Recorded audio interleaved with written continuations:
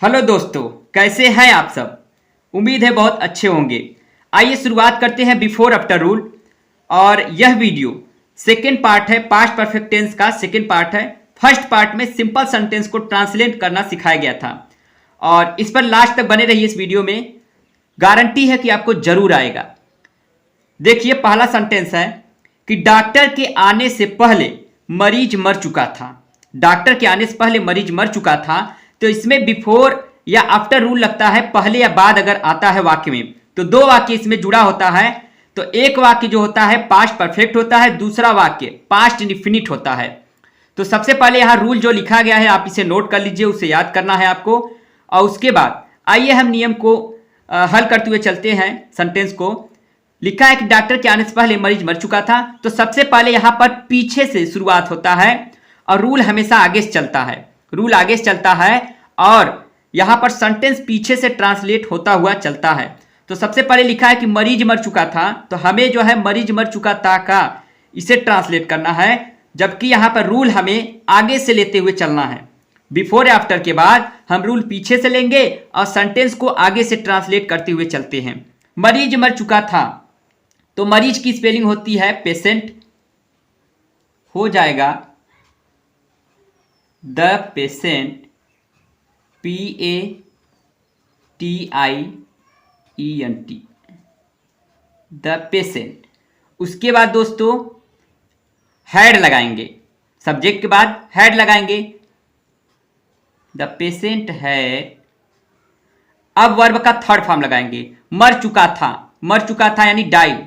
Die का third form होता है died, DIED।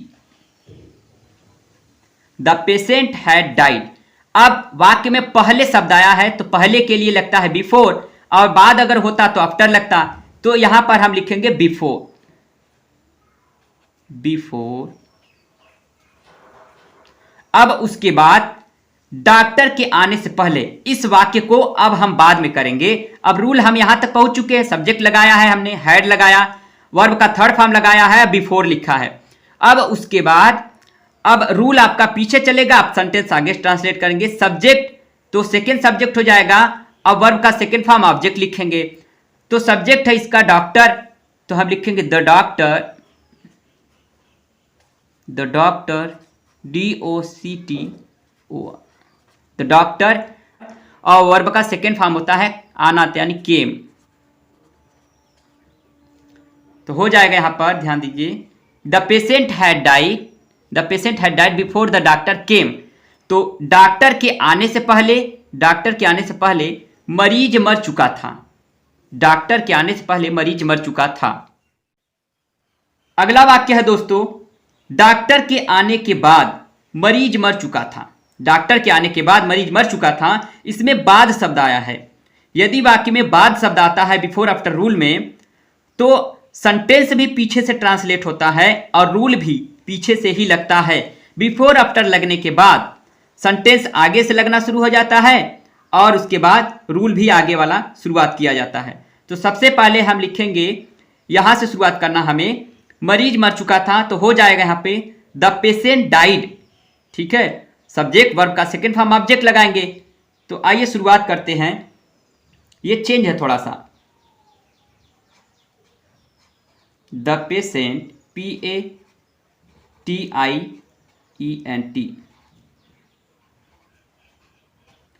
The patient.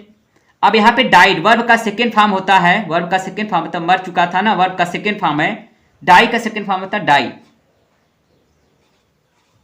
The patient died. अब उसके बाद की इंग्लिश लिखेंगे, तो हो जाएगा यहां पर आफ्टर। आफ्टर, ध्यान से देखिए दोस्तों, कभी आपकी समस्या नहीं रहेगी ये। अब उसके बाद यहां पर सेंटेंस आगे से शुरू करेंगे और रूल भी आगे सब शुरू होगा, क्योंकि यहां तक आपने कंप्लीट कर लिया है। अब लगाएंगे सब्जेक्ट, ये वाला सब्जेक्ट। तो सब्जेक्ट है डॉक्टर, लिखेंगे the doctor had, the doctor, DOCTO, the doctor had.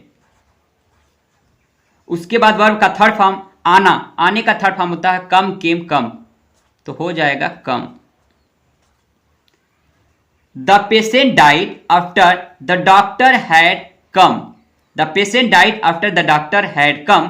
Doctor के आने के बाद मरीज मर चुका था। आइए दोस्तों आगे बढ़ते हैं, निगेटिव सेंटेंस को ट्रांसलेट करना सिखाते हैं कि पुलिस के आने से पहले चोर नहीं भाग चुके थे। तो यहां पर जो चोर नहीं भाग चुके थे, ये जो पहले के बाद वाला वाक्य है, चोर नहीं भाग चुके थे, ये रूल आगे से शुरू होगा क्योंकि पहले शब्द आता है। पहले वाक्य अगर बीच में आया है तो रूल पहले से लगेगा। तो आइए हम हल करते हैं। अब अक्सर देखेंगे आप, पीछे से ही रूल बनना शुरू होता है। चाहे कोई भी सेंटेंस हो बिफोर आफ्टर का, वो पीछे से ही बनना शुरू होता है, भले ही रूल आगे से लगे। तो चोर, चोर की इंग्लिश होती है थीफ। हो जाएगा यहां पर the thief, THIEF, the thief. उसके बाद हैड, क्योंकि सब्जेक्ट के बाद हैड लगता है, द थीफ हैड। उसके बाद नहीं आया है वाक्य में तो नॉट लगेगा। वर्ब का थर्ड फॉर्म भाग जाना। भाग जाने की इंग्लिश होती है रन अवे। तो हो जाएगा रन अवे। रन, रैन, रन, तो थर्ड फॉर्म लगा है ये, रन अवे। उसके बाद पहले है, तो पहले की इंग्लिश होती है बिफोर। बिफोर। अब उसके बाद सब्जेक्ट आपका लगेगा, वर्ब का सेकेंड फॉर्म लगेगा ऑब्जेक्ट। तो ये हमारा पुलिस जो है, पुलिस के आने से पहले, तो सबसे पहले आप लिखेंगे सेकेंड सब्जेक्ट यानी पुलिस। तो हो जाएगा the police, POLIC, the police came. The police came. The thief had not run away before the police केम। अगला वाक्य है पुलिस के आने के बाद चोर नहीं भाग चुके थे।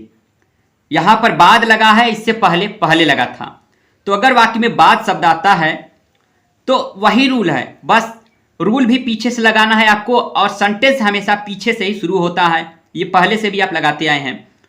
तो सबसे पहले हम सब्जेक्ट इंग्लिश लिखेंगे, उसके बाद डिड नॉट लगाएंगे, वर्ब का फर्स्ट फॉर्म और ऑब्जेक्ट लिख देंगे।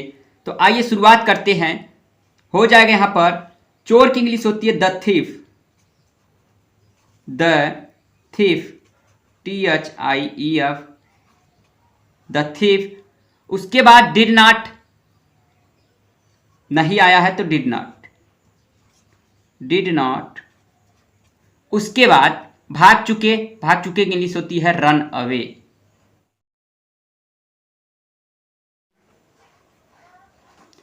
बाद, बाद की इंग्लिश होती है आफ्टर, आफ्टर।